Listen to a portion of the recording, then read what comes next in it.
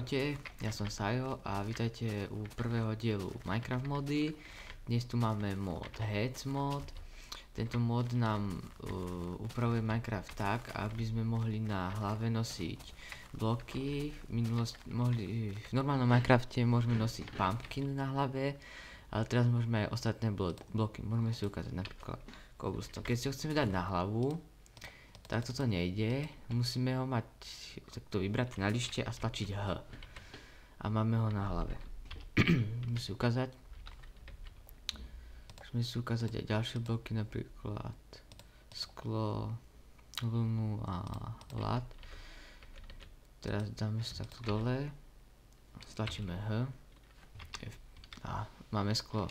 Sklo sa mi veľmi páči na tej hlave, vypadá to celkom sradovne. Dáme dole, dáme ďalšie, máme červenú vlnu, pardon, dáme si ešte lat, tak to vyzerá. Na inštalovanie tohto modu potrebujete modloader a Minecraft Fort.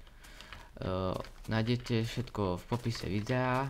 Ak sa vám mod páčil, nainštalujte ho. Sa vám video páčilo, nezabudnite dať like a odber. Čaute.